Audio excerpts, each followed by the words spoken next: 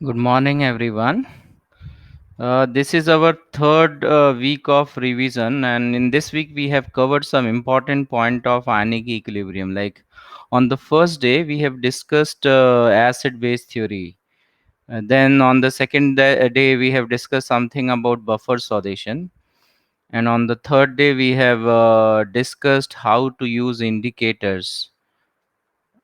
On the fourth day, we have discussed some factors affecting the solubility, in which we have covered effect of complex formation and effect of pH on solubility. So today I'm going to discuss preferential precipitation and amino acid, right? So let us start our topic today.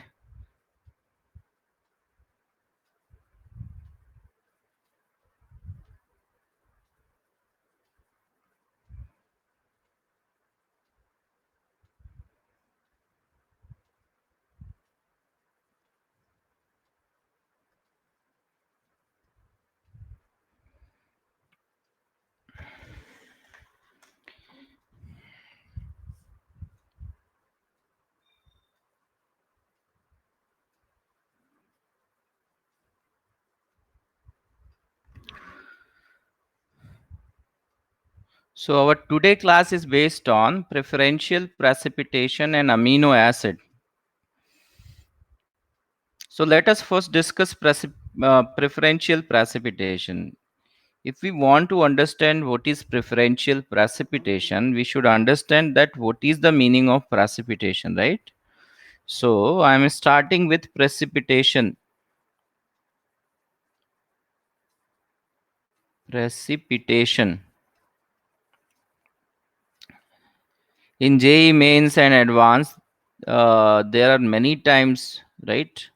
They have asked question based on precipitation. So this is very common topic, precipitation. So we have already discussed the concept behind precipitation, that delta G of a reaction is equal to RT ln Q. In place of Q here we'll write ionic product, and in place of equilibrium constant we should write KSP. So we have already discussed that if ionic product is less than solubility product, then delta G of this reaction will be negative, means the reaction will move in forward direction, and there is no saturated solution. It is indicating that here the solution is unsaturated. So there is no equilibrium between rate of dissolution and rate of crystallization. There is no crystallization. Then we have discussed that if ionic product is greater than solubility product, KSP, the reaction will move in backward direction, and when the reaction will move in backward direction, precipitate will form. So this is supersaturated solution. Supersaturated solution, and in this case precipitate will form, right? So we have to calculate that which is more, ionic product will be more or the solubility product will be more. So in order to understand this point, we are taking an example here. Suppose I have a solution of silver nitrate, AgNO3, and this solution is 0.2 molar. 0.2 molar solution of silver nitrate, and the volume of this solution is equal to 100 ml. I have another solution of sodium chloride, NaCl, and this sodium chloride solution is say 0.4 molar. 0.4 molar, and here the volume of this solution is 100 ml. So if I mix these two solutions, just after mixing, assuming that volume is not changing on mixing, so what will be the final volume of the solution? That will be 200 ml. So final volume of the solution will be 200 ml. And just after mixing,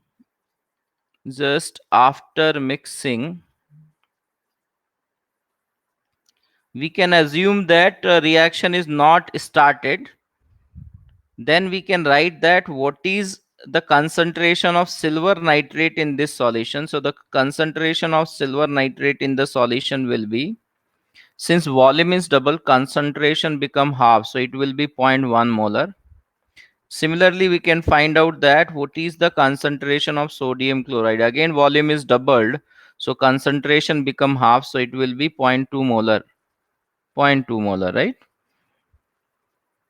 Now, in the problem, they will give that what is the solubility product of silver chloride, which can form a precipitate. So Ksp value of silver chloride that is given in the problem, that is equal to 10 to the power minus 10. Now we'll calculate that what is the, just after mixing, what is the ionic product. So ionic product for AgCl will be concentration of Ag plus ion into concentration of Cl minus ion present in the solution.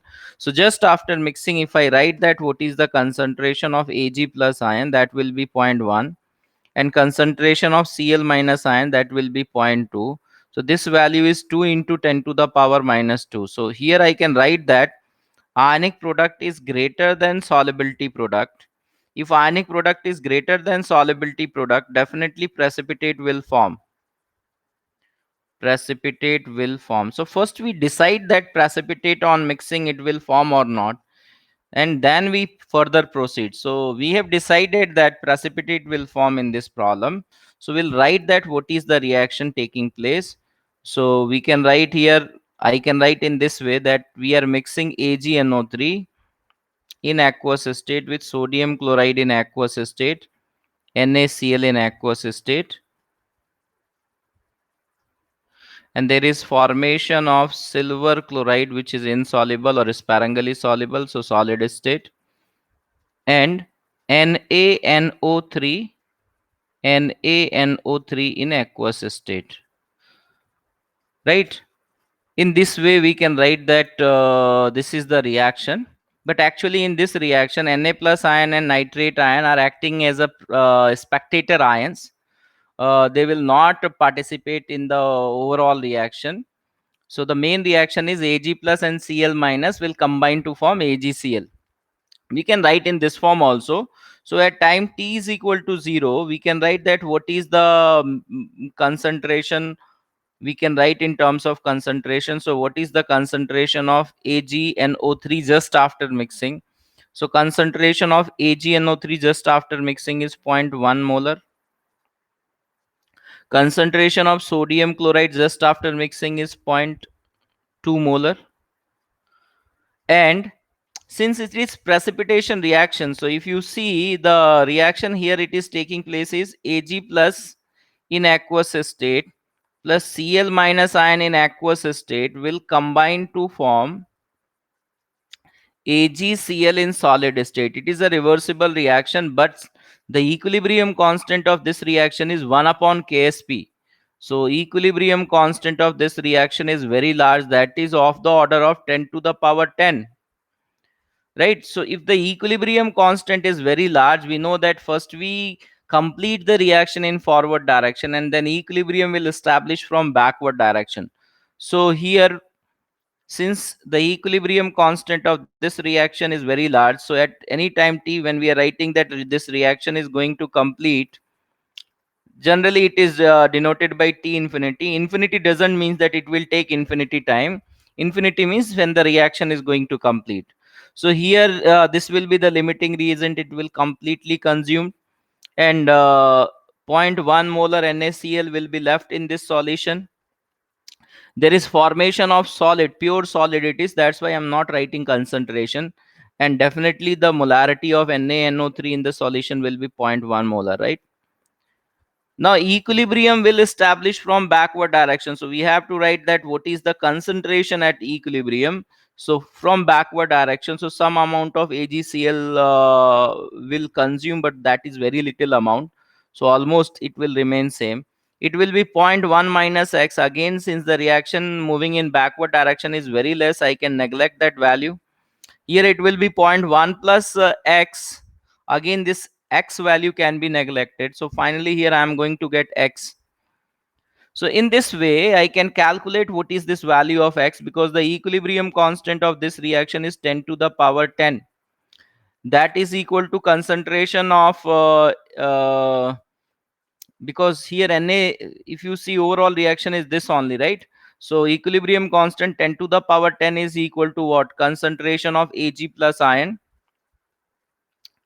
into concentration of Cl minus ion. So concentration of Ag plus ion we have to calculate, that we have assumed x, and Cl minus ion is 0.1 molar. So from here you can calculate that what is the value of x. So value of x will be 10 to the power minus 10 divided by 0.1.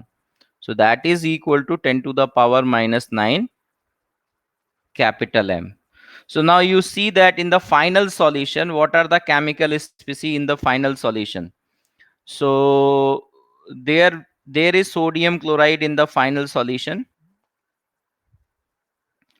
There is sodium chloride left in the final solution, or I can say that the concentration of NaCl is equal to the concentration of Cl minus ion. Okay, let me write in this form only. Concentration of NaCl will be 0.1 molar. Similarly, there is NaNO3 in the solution. Concentration of that will be 0.1 molar. The left amount of Ag plus ion in the solution is very less, right? So that value we have calculated 10 to the power minus 9 molar.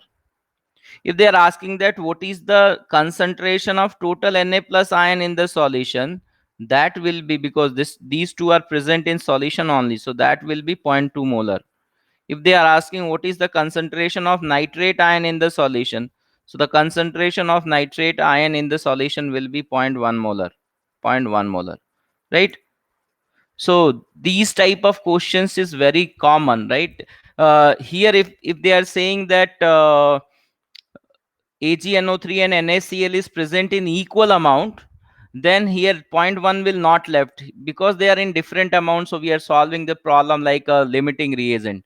So now you understand my point, that first we use the concept of ionic product and solubility product, and we'll find out that precipitation will take place or not.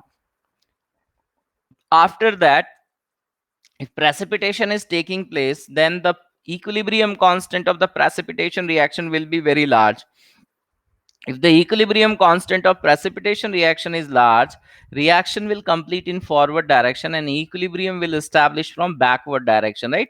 And with the help of that, we can find out that what are the concentrations of different chemical species present in the solution. So this is the basic thing. I think in JEE Advanced 4 or 5 times they have asked this question, these type of questions. So they are very simple, right? Now moving to an expected thing that in coming years JEE Advanced can ask this question, right? Till now they have not asked this question in advance, but it is expected that in future, because all are basic concepts here. So now we are going to discuss an example based on preferential precipitation.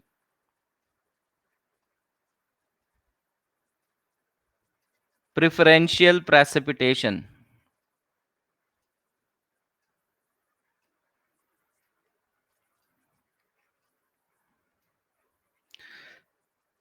So all the points here, there is no new point. We already discussed all the conceptual thing here, but uh, in lab we are using such things that in the same solution, if more than one ions can be precipitated, they may be separated or they may not separated. That is the point. So suppose we have a solution. In this solution there are 3 ion, Cl minus ion, Br minus ion and I minus ion. Aqueous medium is there, and the concentration of Cl minus ion is 0.1 molar. The concentration of Br minus ion is 0.1 molar, and the concentration of I minus ion is 0.1 molar. The Ksp of sparingly soluble compounds like silver chloride is given. Ksp of silver chloride is 10 to the power minus 10. Ksp of silver bromide AgBr is given. The Ksp of silver bromide given is 5 into 10 to the power minus 13. And the Ksp of silver iodide is given. That is equal to 8.5 into 10 to the power minus 17. 8.5 into 10 to the power minus 17.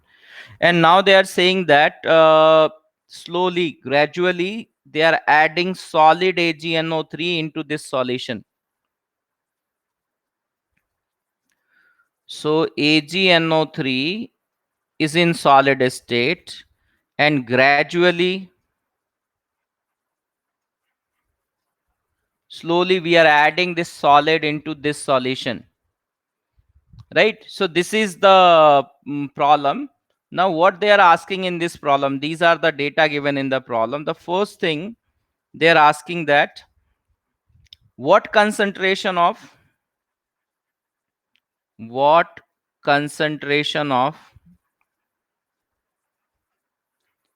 Ag plus will be required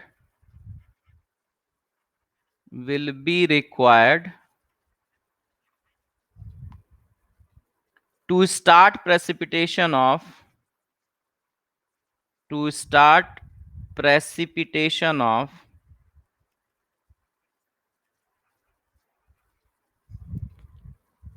each of the three ions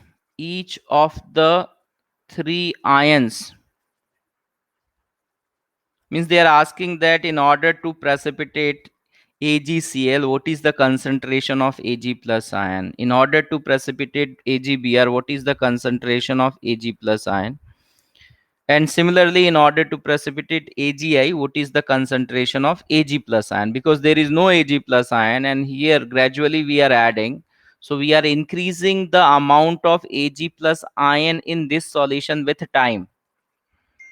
Then the second part is which ion will precipitate first? Which ion will precipitate first?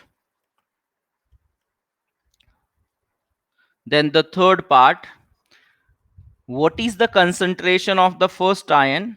What is the concentration of the first ion when the second ion starts precipitating? Second ion starts precipitating.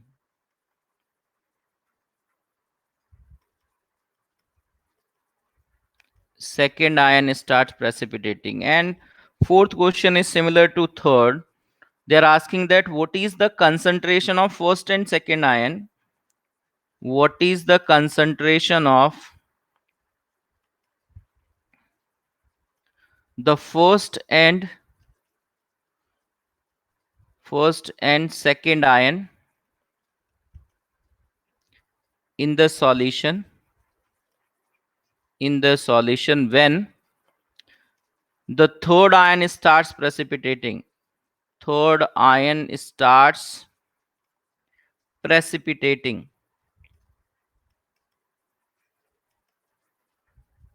Right, these are the four questions. So let us start the concept. That what is that concept? We are saying that equilibrium constant only depends on temperature. So when we are saying Ksp, suppose I am discussing Ksp of AgCl, so that is equal to concentration of Ag plus ion at equilibrium into concentration of Cl minus ion at equilibrium, right? So here when we say that the ionic product of water, Kw of water, is concentration of H plus ion and concentration of OH minus ion. And when we add acid into the water, the concentration of H plus ion is increasing. As the concentration of H plus ion is increasing, the concentration of OH minus ion is decreasing, because Kw is not going to change. We are not changing the temperature. Same way, here when we are adding AgNO3 into the solution, we are not changing Ksp of the silver chloride, so that will remain constant. So what we are doing, that we are increasing Ag plus in the solution. A time will come when the concentration of Ag plus and Cl minus will be equal. That is telling the maximum amount of Ag plus that can exist in the solution, right?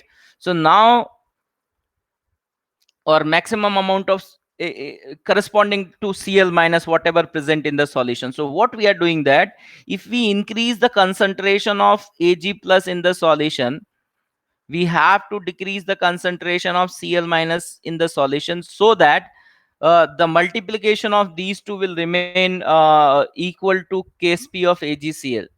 So the point is that when we are saying AgCl is starting precipitated, it doesn't mean that all the Cl minus will go outside. As the amount of Ag plus ion increase in the solution, the amount of Cl minus ion will decrease in the solution. So we cannot say that all the Cl minus. Yes, practically we'll assume that uh, if very small quantity of Cl minus is left in the solution, then we are saying that the Cl minus left in the solution is negligible. All of the Cl minus is precipitated. So here we have to be careful that when precipitation is taking place, all the ions is not going, some part of the ions are remaining inside the solution, right? So here, if we find out that at what concentration, I'm solving the first part, that at what concentration of Ag plus ion, when the concentration of Cl minus ion in this solution is equal to uh, zero point 0.1 molar, at what concentration of Ag plus ion precipitation of AgCl will start.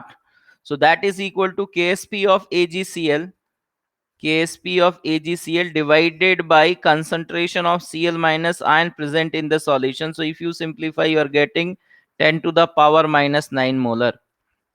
Same way, you can find out that what is the concentration of Ag plus ion required to precipitate AgBr from this solution. So that is equal to Ksp of AgBr.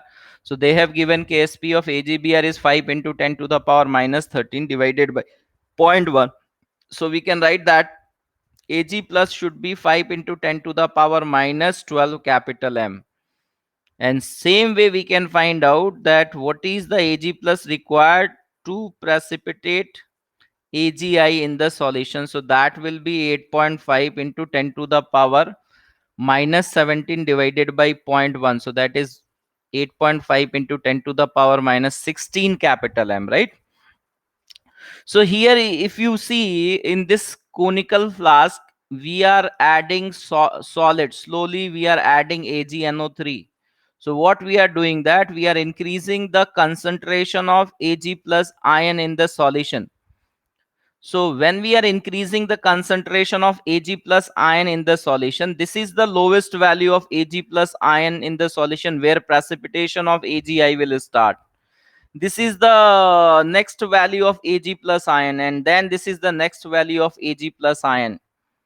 So the second part is simple. They are saying that which ion will precipitate first. Then we'll say that I minus ion will precipitate first, because for precipitation of I minus ion in the solution, the concentration of Ag plus required is 8.5 into 10 to the power minus 16. After that, Br minus ion will start precipitating, and after that, Cl minus ion will start precipitating.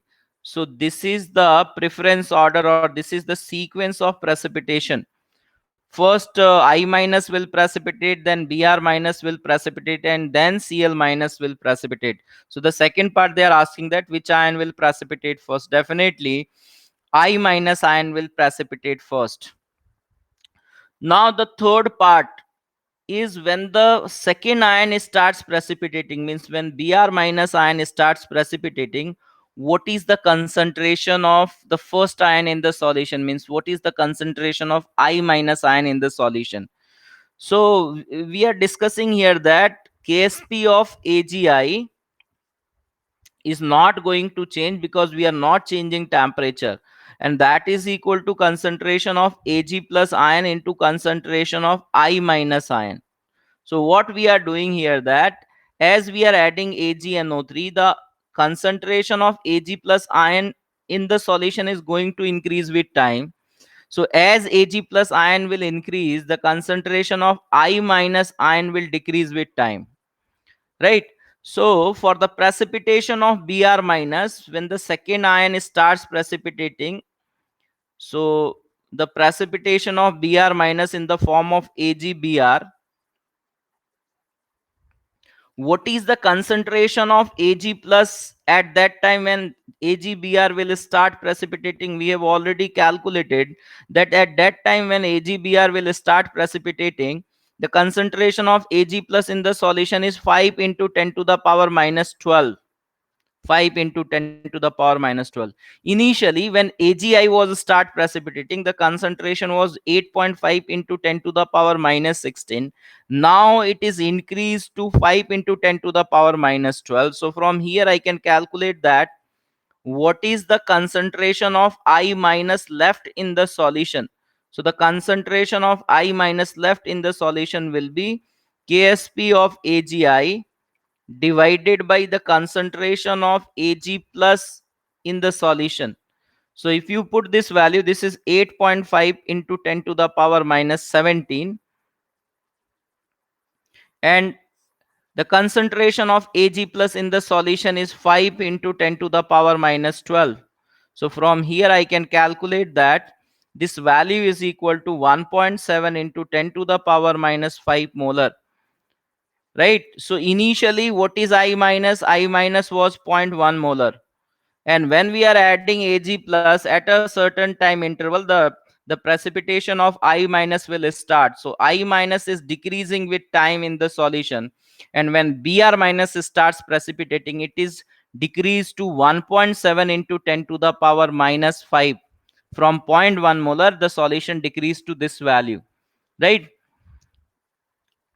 So what we have to understand, that when we are increasing the concentration of Ag plus ion, when we are increasing the concentration of Ag plus ion, when the concentration of Ag plus ion is equal to 1.7 into 10 to the power minus 16 molar, precipitation of I minus starts. I minus will start precipitating.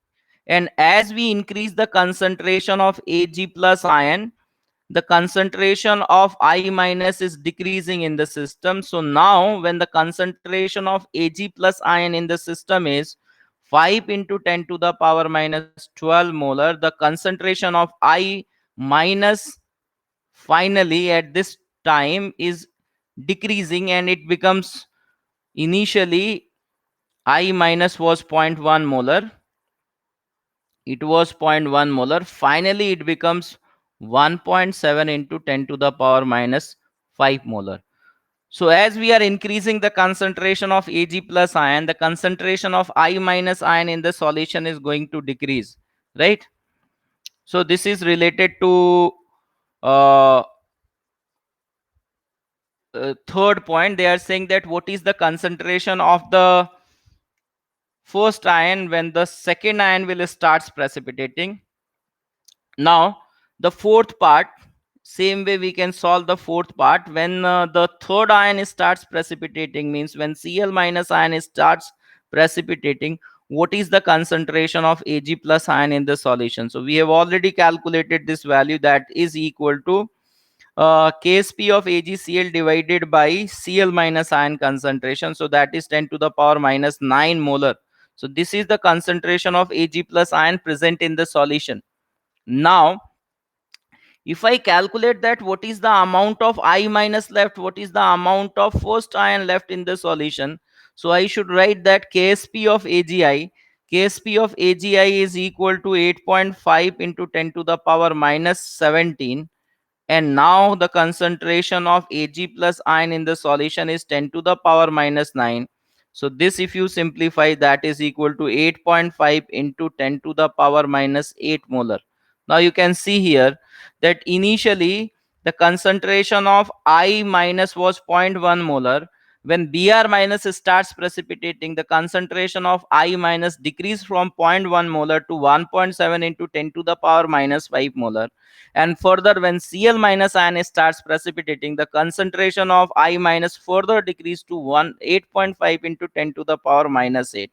So it's continuously decreasing as the concentration of Ag plus is increasing. Same way I can find out what is the concentration of Br minus in the solution, left in the solution. So that is equal to Ksp of AgBr 5 into 10 to the power minus 13. And now the concentration of Ag plus in the solution is 10 to the power minus 9. So if you simplify, this is 5 into 10 to the power minus 4 capital M. So now you see that initially the concentration of Br minus, if I compare concentration of Br minus initially that initial concentration was zero point 0.1 molar, but as we are increasing the concentration of Ag plus ion in the solution, Br minus will decrease, and now finally when AgCl starts precipitating, the final concentration of Br minus left in the solution is 5 into 10 to the power minus 4 molar, right? So we can understand that we are adding Ag plus slowly. That's why slowly the concentration of I minus Br minus is decreasing in the solution. So why we are discussing preferential precipitation? Because the purpose of discussing preferential precipitation is that initially we are saying that three ions which can be precipitated is present in the same solution. That was Cl minus ion, Br minus ion, and I minus ion. These three ions are there, and these ions can be precipitated from the solution. So our purpose is that can we separate this AgCl, because they are forming precipitate. So can we separate AgCl from AgBr from AgI? When these are forming, what is happening? Matlab, suppose if I am saying that at certain time interval I minus is coming outside in the form of precipitate, right? So AgI will form. So let's this precipitation starts at time t1. Then at another time t2, if I compare, this is AgI. At another time t2, AgI is start precipitating, and this is the amount of precipitate of AgI. It is start precipitating, and simultaneously now Br minus is also starts precipitation, right? Second ion starts precipitation. There is a time t3 when the amount of AgI precipitated is this, the amount of Br minus precipitated is this, and there is a starting of precipitation of AgCl, right? So we want to know that can we separate AgI from AgBr? Can we separate AgBr from AgCl? That is the purpose of preferential precipitation, that we want to know that can we separate Cl minus, Br minus, and I minus from this solution. So there is a convention that if the second ion starts precipitating, and the amount of the first ion left in the solution is less than 99.99%, then we can say that they can be separated. So I am writing here that when second ion starts precipitating,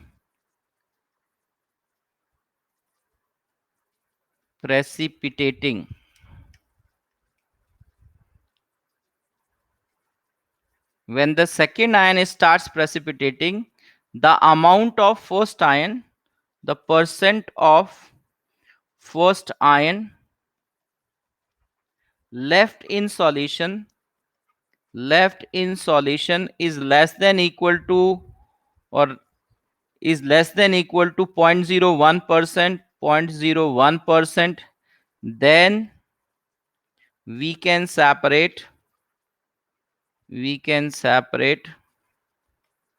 these two ions. We can separate these two ions. So here we are saying that when the second ion, Br minus ion, starts precipitating, what is the amount of I minus left? We have calculated the amount of I minus left in the solution when the second ion starts precipitating was 1.7 into 10 to the power minus 5 molar. So now I will write that what is the percentage of I minus left. So we have calculated that is 1.7 into 10 to the power minus 5 molar. And what was the initial concentration of I minus? That was 0.1 molar. So multiply this by 100. We can calculate that when Br minus ion will start precipitating, what is the amount of I minus left. So if you simplify this value, that is equal to 1.7 into 10 to the power minus 2. So that value is equal to 0.017%. So this is less than 0.1%, 0.01%, right? So this is means almost, if I'm right here, 1 point, let me check it again. The concentration of, okay, 1.7 into 10 to the power minus 5. So if you find out, this is greater than 0.01%. So we will say that we cannot separate I minus from and Br minus. We cannot separate I minus and Br minus. But here, if I want to calculate that what is the percent of I minus left, what is the percent of I minus left when Cl minus starts precipitating? When Cl minus starts precipitating, then we can write that the concentration of I minus left, we have calculated here that I minus decrease from zero point 0.1 molar to 1.7 into 10 to the power minus 5, and finally it become 8.5 into 10 to the power minus 8. So here if I write that 8.5 into 10 to the power minus 8 divided by initial amount, that is 0.1, into 100, and if we simplify, this is 8.5 into 10 to the power minus 5. This is the percentage. This is very less than 0.01. So I can say that I can separate I minus from Cl minus. I minus from Cl minus, right? So you got my point, why we are discussing preferential precipitation, in order to know that if certain ions are present in the solution, can we separate those ions in the form of precipitate from the solution. So that is the purpose of preferential precipitation, and it is very important. It is expected that in coming years this question can be asked in JEE Advanced, right? So we have covered, till now we have covered precipitation and preferential precipitation.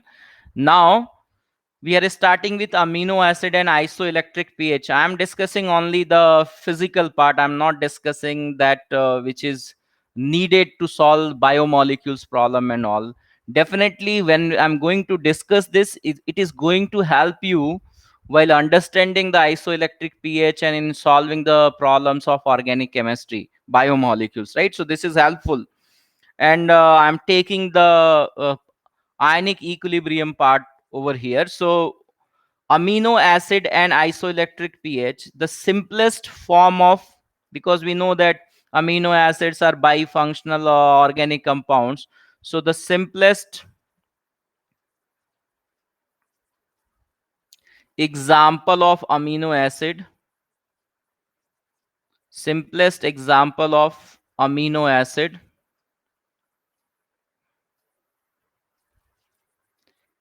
is glycine.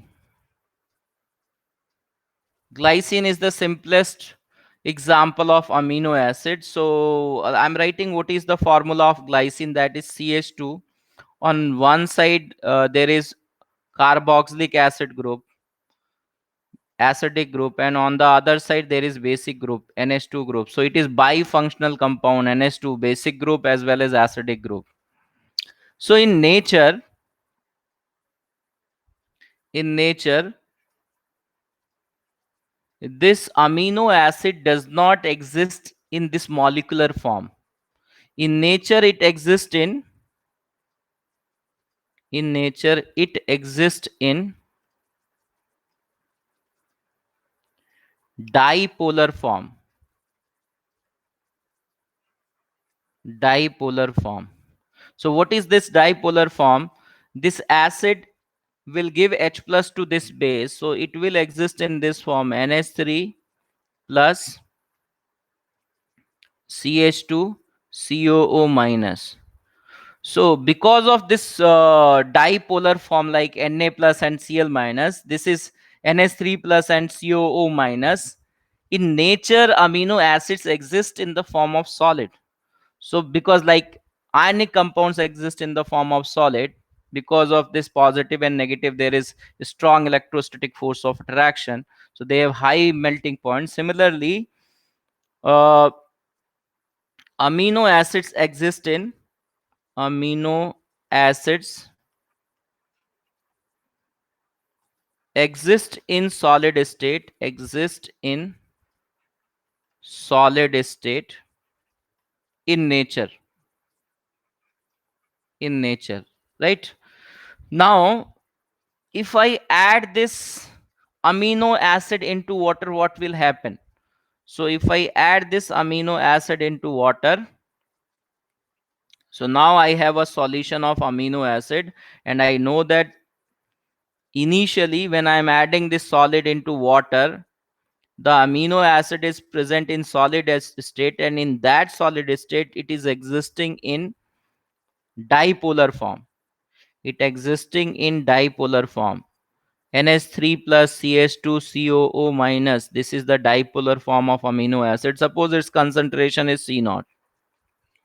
Now, since it has a COOH group, so corresponding to this, there is a dissociation constant of acid.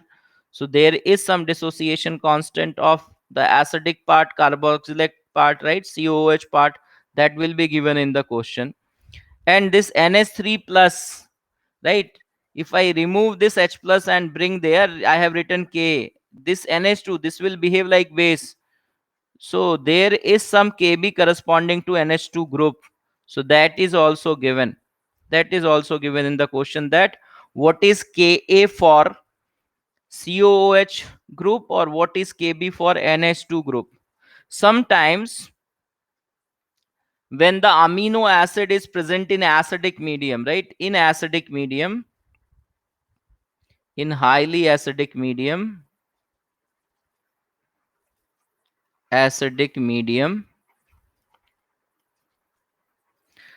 glycine is present as glycine is present as NH3 plus CH2COOH. This is known as cationic form. Cationic form of glycine. This is cationic form of glycine. Sorry, cationic form of glycine. Similarly, and here when we are talking that if pH of the medium is near about 0, right, very strongly acidic medium, then we'll say that the cationic form of the acid will exist. In highly acidic medium, sorry, highly basic medium, glycine will exist, will present as NH2CH2COO minus. This is anionic form. This is anionic form of glycine. So this anionic form of glycine is present in very highly basic medium, pH is around 14, right? So what I have discussed, that in nature glycine is existing in dipolar form. This dipolar form is also known as non-polar form. Non-polar form means net charge is 0, right? So in that sense they are saying that this is non-polar form. There is no net charge on the molecule. In highly acidic medium, it exists in cationic form because it has one positive charge. In highly basic medium, it exists in the form of anionic form, right? So these are the forms of glycine which will exist in different medium. Now we have to understand that when this solid is added to water, what will happen? So when this solid glycine is added to water, I am saying that the concentration of glycine is, so I am writing here again, in nature it exists in this form, NH3 plus CH2 COO minus, and I will add some amount of glycine in a given amount of water. So I know that what is its initial concentration. So initial concentration will be C naught. Now when this glycine will add it to water, it can participate in two ways. It can behave like an acid, so NH3 plus CH2 COO minus, it can behave like an acid. So when it will be behaving like an acid on addition to water, it will form NH2 CH2 COO minus, and it will give H plus. So this H plus will exist in the form of S3O plus. So this form is known as dipolar form, dipolar form. This form or non-polar form, and this form is known as anionic form. This is known as anionic form. And since the second H plus is coming, if this was the first, this is the second, so I can write that this is the dissociation constant Ka2, and this is behaving like an acid, right? So this is behaving like an acid, and I am writing in the form of Ka2 here. Same way, we can write that this NH3 plus CH2 COO minus in aqueous state will react with water. It will accept one H plus from water. So this is hydrolysis of this dipolar ion. So when it will hydrolyze, it will form NH3 plus CH2 COOH in aqueous state, and water will give H plus OH minus ion will form. So it is amphiprotic in nature. It can give H plus ion or it can take H plus ion from water. So this is the nature of this amino acid. So here I can say that this is a dipolar form of amino acid, and this is cationic form of amino acid, cationic form of amino acid. Now what is the equilibrium constant of this reaction? Since if you see here, if it will take this reversible reaction, if I'm saying that NH3 plus CH2COH, if this reaction will go in backward direction, it is giving the first H plus. So we can write that KH is equal to KW upon Ka, right? So here, because it is uh, anionic hydrolysis, so this KH is known as KB, KH, because it is behaving like base, but that value is equal to KW upon Ka1, Ka1. So let me clarify that what is this Ka1 and Ka2. What is this Ka1 and Ka2? Because this amino acid, is behaving like a diprotic acid in cationic form. In this is the cationic form of amino acid. So it will first dissociate to form H plus ion and Ha minus ion. The dissociation constant will be Ka1. Then it will be further dissociate to form H plus ion and A2 minus ion, right? So this is the second dissociation constant Ka2. So when I am saying cationic form, means when I am talking here H2A, it is equivalent to NH3 plus CH2COOH.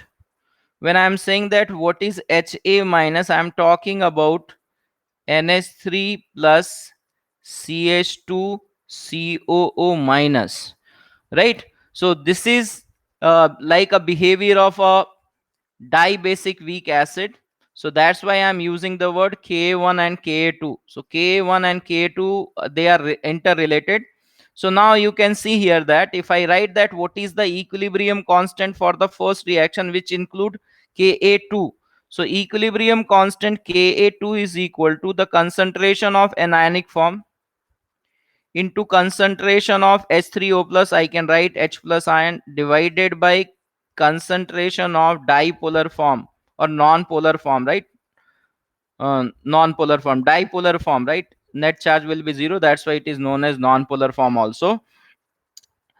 And similarly I can write that Kh, that is equal to Kw upon Ka2. That Kw upon Ka2 will be concentration of cationic form into concentration of OH minus divided by concentration of dipolar form. Concentration of dipolar form, right? So by doing that, what we can conclude here, see here what I can do. If I divide, here it is Ka1. If I divide the first equation by the second equation, so first equation is divided by the second equation, then I can write that Ka2 upon Kw, and this Ka1 will go up. On the right hand side, if you see, concentration of anionic form into concentration of H plus ion, at the denominator concentration of cationic form into concentration of OH minus ion, concentration of OH minus ion. So if you further simplify, you can write that concentration of K1 into K2 is equal to concentration of anionic form upon concentration of cationic form, and OH minus is equal to Kw upon OH minus is equal to H plus. So this will be H plus whole square, H plus whole square. So now I can write that what is the concentration of H plus ion in the medium. The concentration of H plus ion in the medium is equal to under root of K1 into K2 concentration of cationic form upon concentration of anionic form. Concentration of cationic form upon concentration of anionic form. Now we know that in surface chemistry we study about isoelectric pH or isoelectric point. Amino acids can form colloidal solution, and they will form lyophilic colloidal solution. So when we do electrophoresis or when we do electrolysis of colloidal solution, there is a term which is known as isoelectric pH or isoelectric point. We have to discuss that point. So we know that an amino acid in water exists in three forms. The first form is known as dipolar form. The second form is known as cationic form, and the third form is known as anionic form. So in anionic form there is net negative charge. In cationic form there is net positive charge. In dipolar form net charge is zero. So the net charge is zero. So that's why when we do electrolysis, this dipolar form is not attracted towards anion or cation. It is not directed towards cathode or anode because it is neutral. Cation will move towards cathode and anion will move towards anode. So if we do electrophoresis or electrolysis of amino acid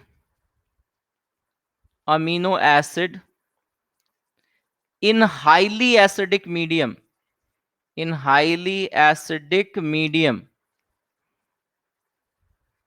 then what will happen? In highly acidic medium, most of the amino acid exists in the cationic form. So if it is existing in the cationic form, so what will happen? This cation will move towards cathode, right? And they will go at the cathode and take the electron, so it get neutralized. We know that colloidal solution is stable because of the charge on colloidal particle. Now the colloidal particle get neutralized, then it can form precipitate. So what will happen that when electrolysis of amino acid is carried out in acidic medium, will get precipitate at cathode. due to neutralization of cation, because in acidic medium cationic form of amino acid will be more and anionic and non-polar form will be less. Similarly, when we are saying that when we do electrolysis of amino acid in highly basic medium,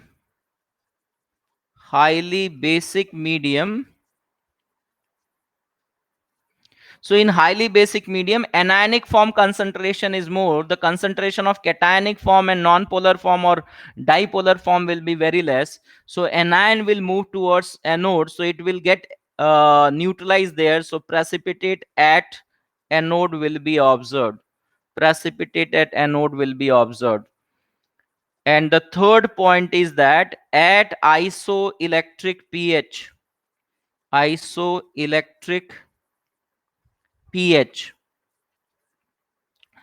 the concentration of dipolar form is maximum, and the concentration of cationic form and the concentration of anionic form are very small, and they are almost equal, right? Cationic form and anionic form concentration is very small and they are equal to each other. So in that condition, from this equation you can find out, sorry,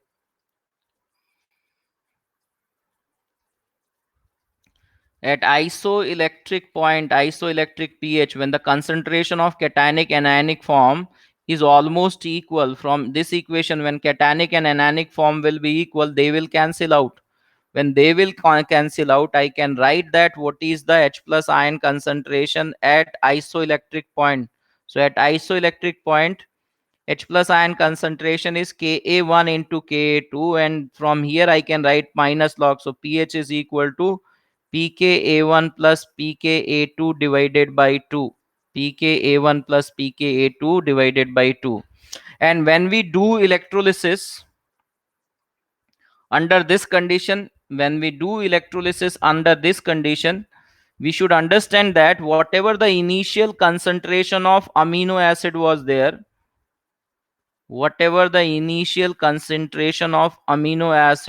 that is denoted by C naught, in a solution it will exist in three forms.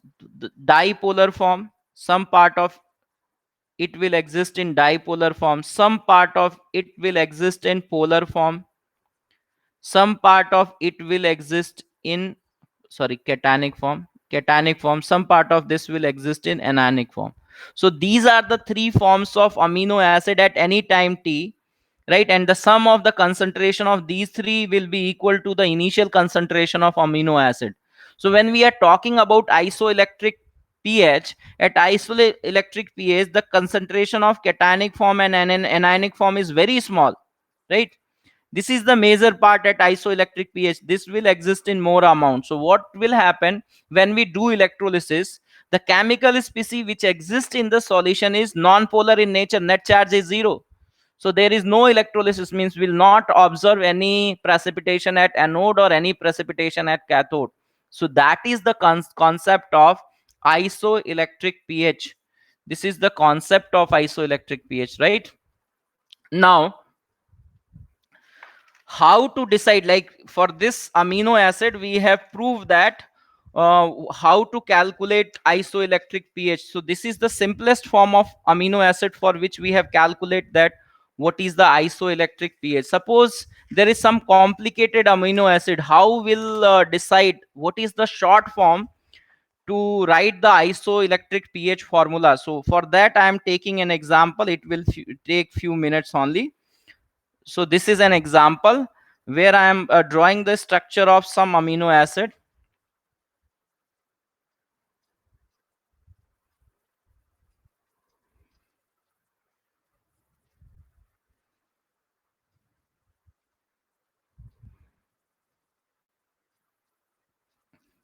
So I think that this is cationic form of the amino acid. The first dissociation constant of acid form pKa1 is given, that is equal to 1.8. The second strong acid here is HS minus, this is HS, so pKa2 for this is given, pKa2 is equal to 8.3, and this is the third one. For this pKa3 is given, pKa3 is equal to 10.8. I am discussing a short way to calculate isoelectric pH. When we are talking about, sorry, it is very sensitive, so it is moving up. Okay, so when we are talking about glycine, what is the cationic form of glycine? NH3 plus CH2 COOH. Here this is pKa1 and this will be pKa2. And what is the formula for isoelectric pH? That is pKa1 plus pKa2 divided by 2. This is formula for isoelectric pH. So what is the short trick to write the isoelectric pH for this?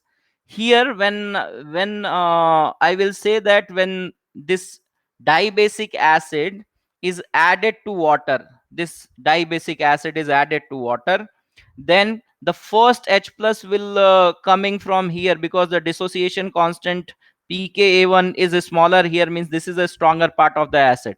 So when this will ionize, what will happen? Neutral form will come, because here negative charge and here positive charge. So on dissociation of the first hydrogen, there is a formation of dipolar form, and I am writing the formula pKa1 plus pKa2 divided by 2. Suppose this cationic form is added to water, then which is going to ionize first? This one going to ionize first. When this will ionized, then it will become neutral, right? So here the first hydrogen atom is participating, then what I should write the pH? Here also the first hydrogen atom was going outside and it will become, so we will write here, we are writing, so again here also we'll write pH is equal to pKa1 plus pKa2 divided by 2, right? pKa1 plus pKa2 divided by 2, and if you simplify you are going to get 5, because pKa1 pKa2 values are given from there, you can find that that is equal to 5.05. Let us take another example to exactly help you what I want to say. So I am taking another example in which this is the amino acid NH3 plus,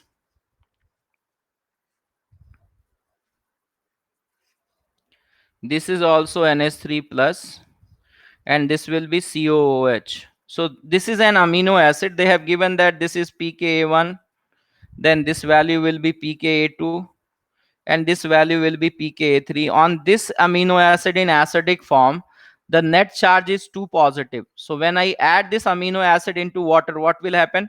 First this will go in, because they have given pKa1 value, so this will go into the solution.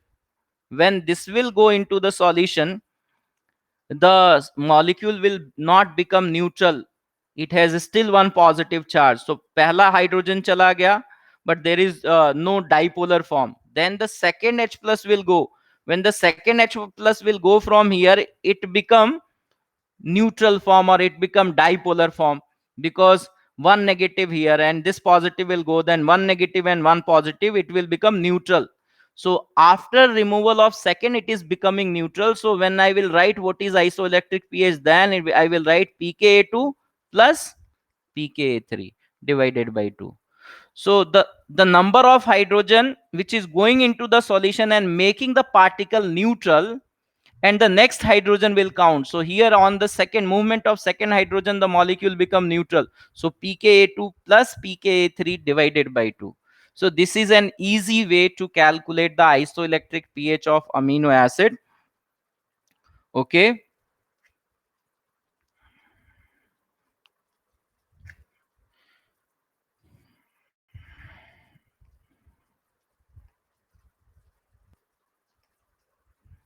So I'm hoping that whatever discuss I have discussed today, that will be helpful to you.